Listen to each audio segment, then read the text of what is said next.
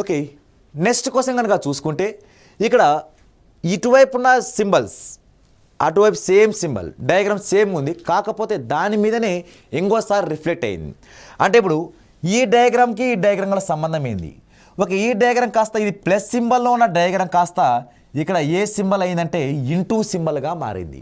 అంటే ఇక్కడ ఈ డయాగ్రామ్ జస్ట్ వాడు ఏం చేశాడంటే క్లాక్ వైజ్ డైరెక్షన్, గడియారం తిరిగే దశలో తిప్పాడు వాడు. అలా క్లాక్ వైజ్ డైరెక్షన్లో రొటేషన్ చేసుకుంటూ వెళ్ళాడు. కాబట్టి అలా ఈ డయాగ్రామ్ ఇలా క్లాక్ వైజ్ డైరెక్షన్, ఇక్కడ ఉన్న డయాగ్రామ్ కాస్త ఇలా మారిందంటే వాడు ఎంత డిగ్రీలు తిప్పాడంటే వాడు 45 డిగ్రీ క్లాక్ వైజ్ డైరెక్షన్లో తిప్పుకుంటూ వెళ్ళాడు వాడు. అలా 45 డిగ్రీ క్లాక్ వైజ్ తిప్పితే ఇది ఈ డయాగ్రామ్ వచ్చింది. దీన్ని కూడా మనం ఏం చేయాలి, ఆన్సర్ రావాలి అంటే క్లాక్ వైజ్ డైరెక్షన్లోనే తిప్పాలి.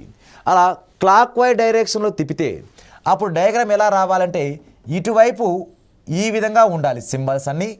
ఓకే, కాకపోతే దీని మీద ఇంకొక రిఫ్లెక్టెడ్ డయాగ్రామ్ రావాలి, అంటే ఇట్లా డబల్ డయాగ్రామ్ రావాలి. అలా డబల్ డయాగ్రామ్ వస్తూ క్లాక్ వైజ్ డైరెక్షన్లో 45 డిగ్రీలు కోణం చేస్తున్న డయాగ్రామ్ ఎక్కడ ఉంది అంటే ఓకే మనకు అది ఒకే ఒక ఆప్షన్ ఉంది. Therefore C third option is a right answer అవుతుంది. ఓకే.